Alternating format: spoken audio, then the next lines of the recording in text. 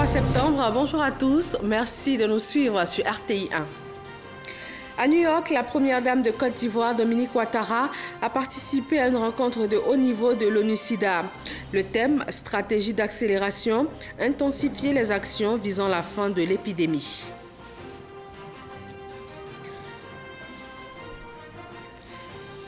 L'Union européenne a fait un don de 700 millions de francs CFA en véhicules et en équipements informatiques à 6 structures des ministères des infrastructures économiques et des transports. Les Rohingyas fuient les opérations de l'armée birmane. Ils sont maintenant 450 000 à s'entasser dans les camps près de la frontière. L'ONG Médecins sans frontières craint une catastrophe sanitaire. Bienvenue dans le 13h. En marge de la 72e Assemblée générale des Nations unies, la première dame de Côte d'Ivoire a participé à une rencontre de haut niveau de l'ONU-SIDA. Il a été question d'intensifier les actions visant la fin de l'épidémie dans le monde. Awa Touré.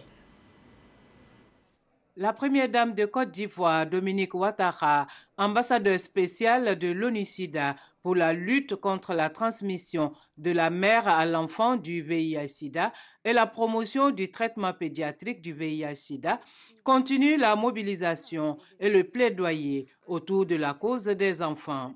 Pour cette rencontre de haut niveau sur l'intensification des actions pour éradiquer le VIH-Sida, Dominique Ouattara était aux côtés des chefs d'État de l'Ouganda, du Swaziland, des Seychelles, du Botswana, de la Zambie et de la Guinée. Ces dirigeants africains sont venus expliquer les politiques mises en œuvre dans leurs pays respectifs. Le président guinéen, président en exercice de l'Union africaine, a apporté le soutien de l'organisation continentale à l'ONU-SIDA. La première dame de Côte d'Ivoire, Dominique Ouattara, a pour sa part lancé un appel pressant à la communauté internationale pour la prise en charge du sida pédiatrique en Afrique. Il s'agit d'une nouvelle occasion pour nous de fédérer nos efforts et de nous mobiliser face à la pandémie du VIH-Sida qui sévit encore à travers le monde. Certes, des progrès remarquables ont déjà été réalisés pour l'élimination de la transmission de la mère à l'enfant, mais beaucoup reste encore à faire. En effet, en 2016, bien que 80% des femmes enceintes en Afrique aient reçu les services de PTME et un traitement antirétroviral permettant de garder les mamans en vie, l'on compte tout de même 160 000 enfants qui naissent avec le VIH. Et seulement 43% des enfants malades ont accès au traitement pédiatrique antirétroviral. Cette situation est inacceptable et doit susciter l'implication de tous afin de parvenir à un réel changement.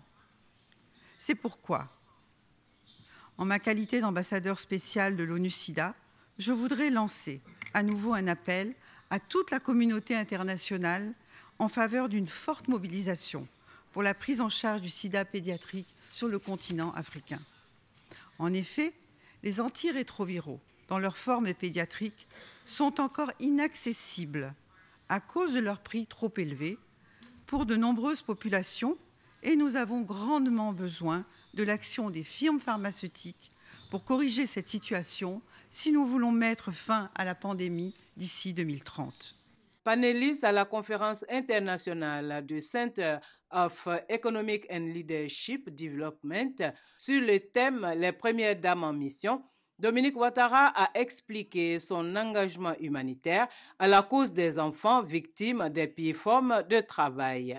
Elle a par ailleurs réaffirmé sa détermination à faire progresser la problématique de l'autonomisation des femmes. Pour son engagement humanitaire et son leadership, la première dame a reçu le prix Global Impact Leadership Awards.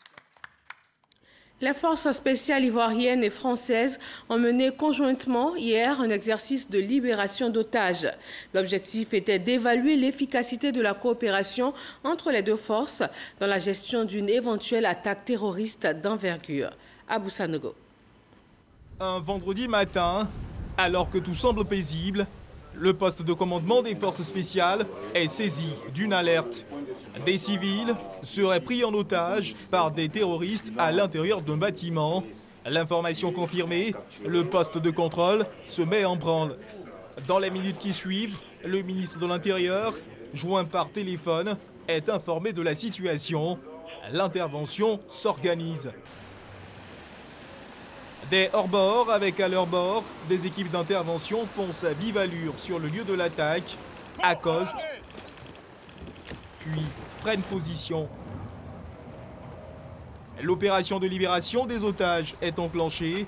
Avec prudence et efficacité, les forces spéciales progressent et ceinturent le bâtiment. Le premier terroriste est abattu. Les forces d'intervention s'infiltrent ensuite à l'intérieur du bâtiment pour tenter d'en libérer les otages. Au même moment, au ministère de l'Intérieur et de la Sécurité, la cellule de crise suit avec attention l'évolution de la situation. Les terroristes résistent, les forces spéciales chargent, l'ennemi est abattu, les otages sont libérés puis exfiltrés.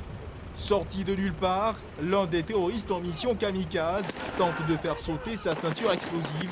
Il est abattu sans aucune sommation. Pour neutraliser la charge, un démineur entre en scène. Il passe ensuite la main à un robot démineur pour achever le travail. Les otages sont rapidement sortis du champ de l'opération. Ceci n'est qu'un exercice. Satisfaction totale des grands commandements ivoiriens et français. Nous avons pu voir toutes les étapes, toutes les phases d'une telle opération. Et je crois que cela a été bien mené par nos hommes avec l'appui des forces françaises. Donc nous sommes satisfaits de ce que nous avons vu ce matin. Comme on a besoin de beaucoup de monde au moment où il y a des interventions, il faut qu'on puisse être interopérable. Donc c'est important qu'on développe des techniques propres. C'est pour ça qu'on est ensemble. Des preneurs d'otages, il faut être capable d'intervenir très vite. Satisfaction de la cellule de crise. Le communiqué final de l'opération peut enfin être livré à la population. Au terme de l'exercice militaire, l'amiral Isnar des forces françaises a été reçu en audience par le ministre d'État, ministre de la Défense, Ahmed Bakayoko. Les Fantassins, une unité de l'armée de terre ivoirienne, ont célébré durant une semaine la fête patronale de Saint-Maurice.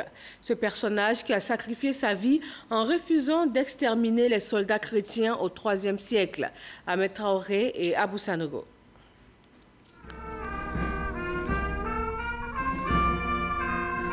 Les Fantassins sont attachés à leur tradition et notamment à leur fête, Saint-Maurice, ou l'incarnation de la foi et de l'honneur des Fantassins. Ils y voient à juste titre un moyen pour favoriser la cohésion des unités, d'où la célébration par les forces armées de Côte d'Ivoire de la fête patronale Saint-Maurice à Akwedo. Selon le lieutenant-colonel Brahima Doumbia, commandant le 1er bataillon d'infanterie d'Akwedo, Saint-Maurice doit servir de modèle à tous les militaires. Maurice et ses hommes refusèrent de persécuter leurs frères, préférant mourir que d'exécuter cet ordre macabre. Maurice et sa valeureuse légion combattirent pendant une décennie pour César, furent tous exécutés sans se défendre bien qu'ils le pussent. Depuis lors, tous les fantassins aspirent à s'identifier à ce valeureux soldat qui constitue pour nous un modèle. C'est donc pour glorifier ce soldat qu'est célébrée chaque année la fête de la Saint-Maurice, le saint patron de l'infanterie. Selon le général de brigade Kwame Julien Sébastien, chef d'état-major de l'armée de terre, représentant le chef d'état-major général des armées, Saint-Maurice, en refusant d'exterminer des soldats chrétiens au IIIe siècle, a ainsi donné de la valeur à l'armée. Saint-Maurice a préféré mourir pour son idéal d'équité et de justice. Chers fantassins du 1er bataillon d'infanterie, chaque année, nous vous rappelons le sens de votre mission et de votre devoir de militaire. Pour que, tant que cela est nécessaire, vous puissiez considérer l'intérêt national au détriment de l'intérêt personnel. Pour remplir votre mission jusqu'au sacrifice suprême. Durant une semaine, les militaires ont célébré Saint-Maurice autour du thème « Rassemblement et cohésion dans un esprit de corps ». L'Union européenne a fait un don de 700 millions de francs CFA en véhicules et en équipements informatiques à 6 structures des ministères des Infrastructures économiques et des Transports. La remise des véhicules et des équipements avec Justine Sedjike. 4 camions auto-école, 4 véhicules de type wagon et 2 de type pick-up ainsi que des équipements informatiques d'une valeur de plus de 700 millions de francs CFA offerts par l'Union européenne à 6 structures sous tutelle des ministères des Infrastructures économiques et des Transports. L'Union européenne entend ainsi accompagner la Côte d'Ivoire vers son émergence en renforçant les capacités opérationnelles de ces structures. Ce matériel qui provient d'un don de l'Union européenne vise à améliorer donc son dispositif d'entretien du réseau routier et à augmenter la compétitivité de la filière transport de marchandises en Côte d'Ivoire. Ce don de l'Union européenne est financé sur les ressources du projet préservation du réseau routier en Côte d'Ivoire précis d'une valeur de 46 milliards de francs CFA à travers le Fonds européen de développement FED. La contribution de l'Union européenne à la mise à niveau de nos infrastructures routières est importante et essentielle. Je voudrais donc profiter de cette tribune pour remercier une fois de plus M. l'ambassadeur et à travers lui l'ensemble des pays membres de l'Union européenne et souhaiter que ce partenariat se renforce davantage afin que notre pays, qui a un énorme besoin de développer ses infrastructures routières, puisse continuer de bénéficier de l'assistance de l'Union européenne. Un don qui participe de l'amélioration et de l'organisation du transport routier en Côte d'Ivoire. Il s'agit aujourd'hui, à travers donc la volonté du gouvernement, de faire en sorte que les mesures prises pour faciliter le transport des personnes et des biens, tant en Côte d'Ivoire que dans l'espace communautaire, que ces mesures s'appliquent. L'Union européenne apporte son appui à la Côte d'Ivoire depuis des années dans divers domaines et ce don renforce encore sa visibilité dans le secteur des infrastructures et des transports. La Banque africaine de développement rend hommage à Babacar Ndiaye, qui a dirigé l'institution pendant 10 années, de 1985 à 1995. Décédé le 13 juillet dernier, Babacar Ndiaye avait une confiance inébranlable en l'avenir du continent africain. Lansine Bakayoko. Un seul être vous manque et tout est dépeuplé. Cette citation du poète français a perdu tout son sens pour la famille de Babacar Ndiaye, disparu le 13 juillet dernier. Amis, collaborateurs et connaissances se sont mobilisés ce jeudi à l'auditorium de la Banque africaine de développement, BAD. Dans cette salle qui porte désormais son nom, l'ancien président de la BAD a reçu les hommages du continent. Un grand moment d'émotion pour la famille. Nous sommes très fiers, très fiers, nous, la famille Ndiaye, donc représentée bien sûr ici par Madame Ndiaye qui est là, et il y a 2 autres de mes frères qui sont ici aussi. On est très fiers et très reconnaissants pour tout ce qui se fait là en ce moment, et ça nous touche. Tout ce que vous avez fait, sincèrement, va bien au-delà du symbole, bien au-delà. Plus qu'un symbole, Babacar Ndiaye, c'est la trajectoire d'un passionné de l'Afrique. La foi dans l'avenir du continent, il a consacré sa vie à s'aimer dans la générosité, la bonne graine pour que le flambeau ne meure jamais.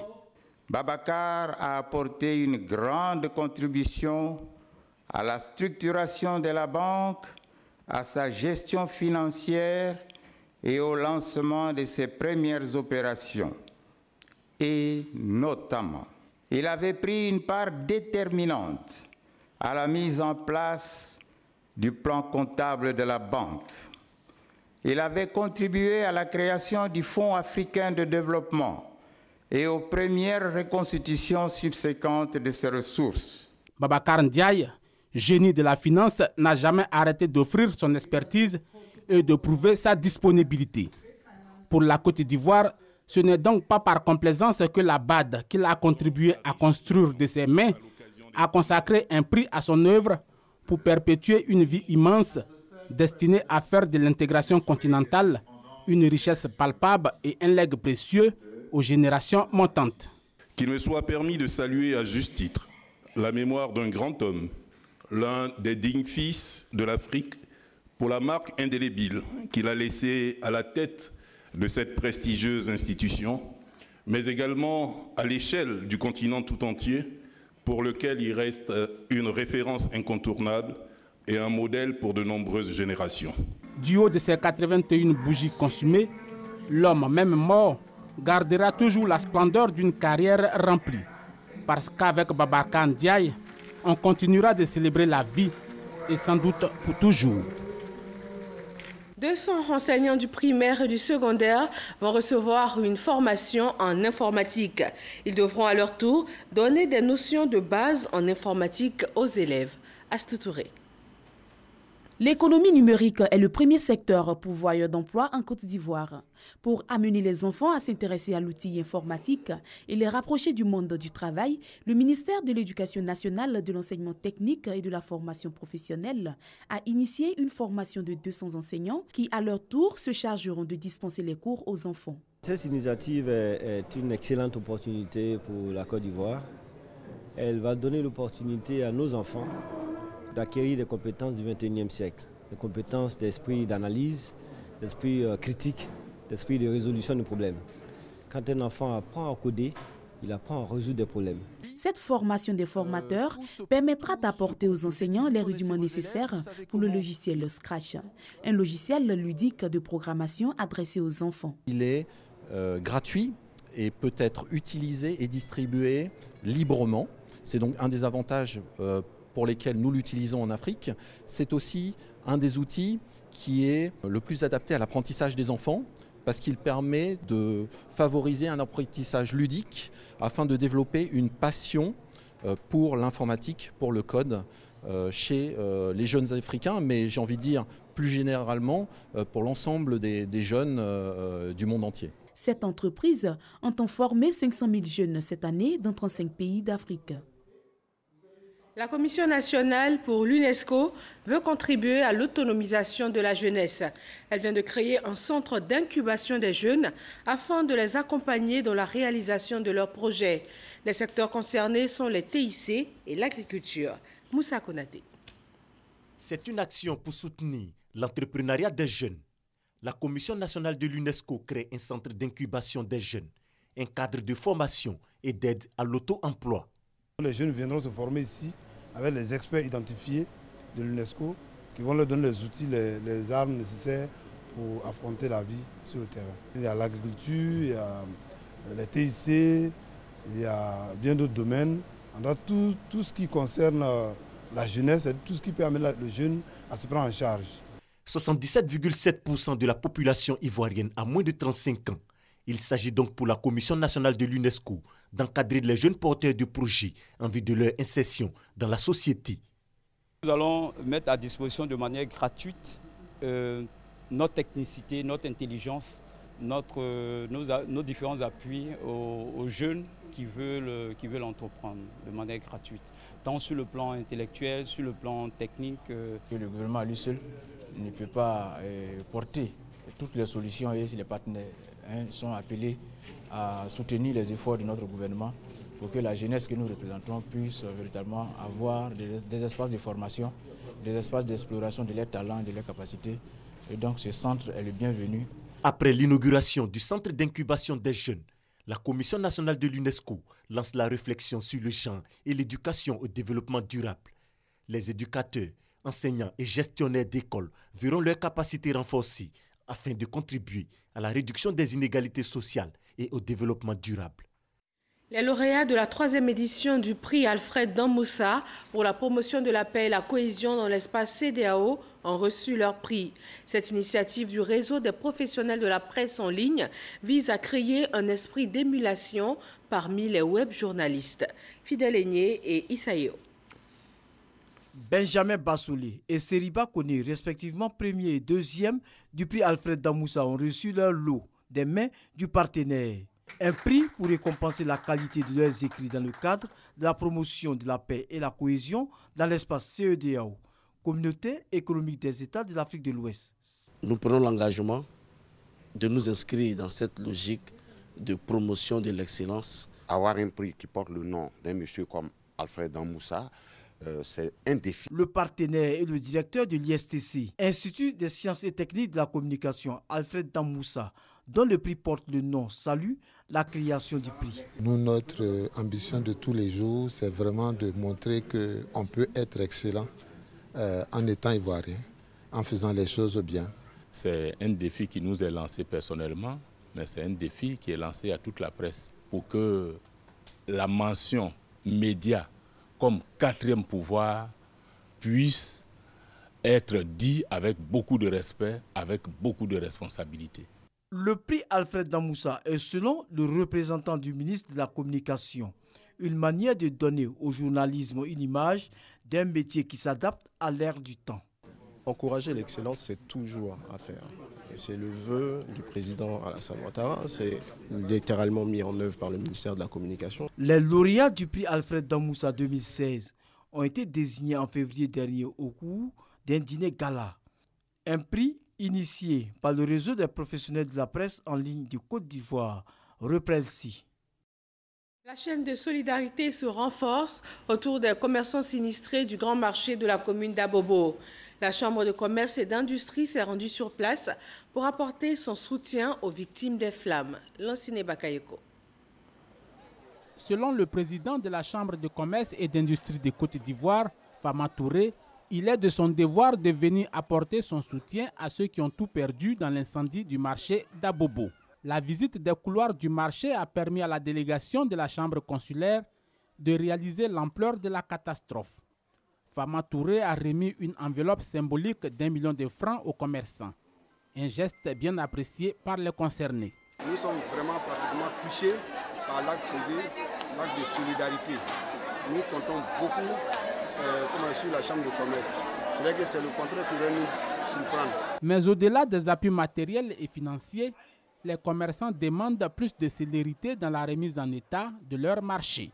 Vraiment, on demande à ce que le marché puisse être réhabilité ou reconstruit rapidement pour que tous les commerçants sinistrés puissent bénéficier de leur place. Pour rappel, c'est le 17 septembre dernier que le marché d'Abobo a pris feu. Bilan de cet incendie, plusieurs dégâts matériels. Un projet pour le développement agricole s'achève dans la sous-préfecture de Sinématiali, zone nord du pays. C'est un projet de 2 ans qui a été mené au profit d'une centaine d'exploitants avec le soutien financier de l'Union européenne et l'appui technique de l'Association pour le développement des cultures vivrières. Issaïo. Pour l'organisation fêtière JE Vivre Ivoire et son partenaire technique et institutionnel, l'Association pour le développement des cultures vivrières intensives, ADVCI, c'est une étape qui s'achève. Lancé le 30 avril 2015 à Nangorigo, le projet de création d'un périmètre irrigué de cultures vivrières et maraîchères aura duré 2 ans avec le soutien financier de l'Union européenne à travers le Fonds Flex 2008. Bénéficiaire, celui de coordination de l'Union européenne et partenaire technique de l'ADVCI. À l'heure du bilan, tous marquent leur satisfaction quant à l'aboutissement heureux du projet. Une expérience très enrichissante et nous en sommes très contents au regard de l'ampleur de l'investissement et de la détermination des paysans, des producteurs à réussir ce projet. Désormais, la Côte d'Ivoire peut compter sur ce matériel de produire tout ce qu'on peut produire, banane, qui était l'apanage des gens du Sud. Et nous pourrons peut-être demain vendre la banane au Mali et au Burkina. Le projet, destiné à améliorer la productivité des cultures, à accroître les revenus des producteurs et la sécurité alimentaire dans le département de Sinématiali, a duré 24 mois. Au profit de plus de 100 exploitants de cultures vivrières, 71 femmes et 29 hommes organisés en groupement formellement constitués et fonctionnaires du village de Nangorigo, dans le nord du pays. 4 millions de francs CFA alloués par le conseil municipal de Soubré pour l'autonomisation des femmes et des jeunes de la ville. Cette enveloppe va permettre à 40 bénéficiaires d'initier des activités génératrices de revenus. Mama Traoré. 20 jeunes, 20 femmes bénéficiaires chacun d'un prêt de 100 000 francs CFA. Un prêt à rembourser sans intérêt sur une période de 12 mois. La mairie de Soubré, à l'origine de cette initiative, offre ainsi l'opportunité à ces femmes et à ces jeunes de lancer des activités génératrices de revenus. Vos nouvelles activités génératrices de revenus vous permettront de soutenir vos familles tout en vous permettant d'être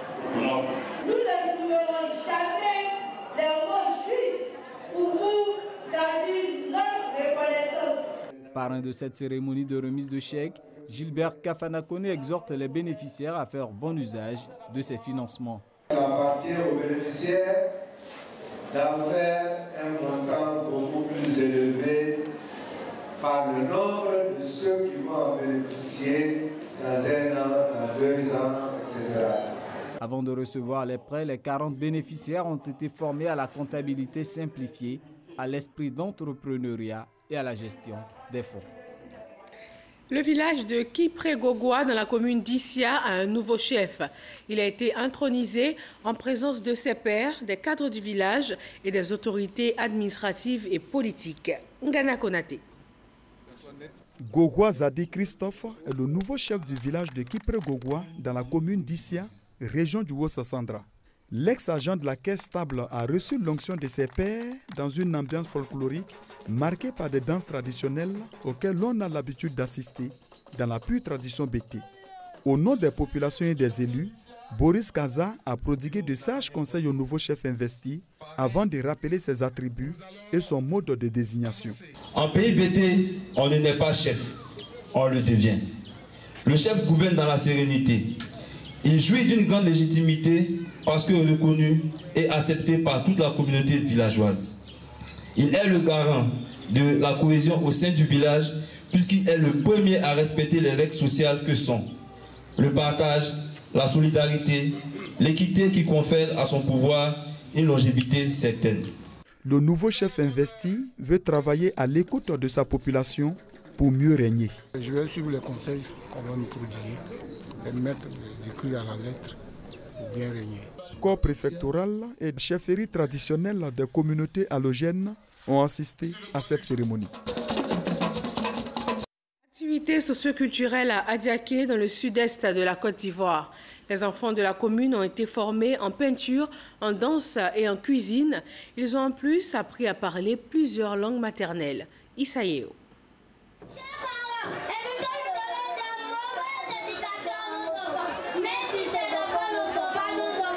Des activités socioculturelles pour occuper sainement les enfants d'Adiaké 2 mois durant, Ngwa Culture et Art a permis de former de nombreux enfants en peinture, décoration, cuisine et danse. À cette formation, il faut ajouter l'initiation des enfants dans l'écriture des poèmes et dans l'apprentissage de quelques langues maternelles.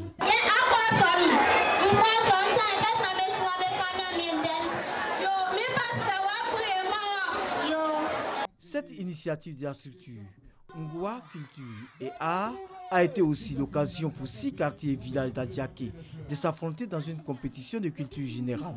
Des compétitions soldées par la détection des talents et la valorisation de la culture locale. Le préfet du département d'Adiaké, Trazier Géraldo, et la marraine de la cérémonie, Sié Marie-Laure, ont salué les initiateurs qui ont permis aux populations de passer de bons moments.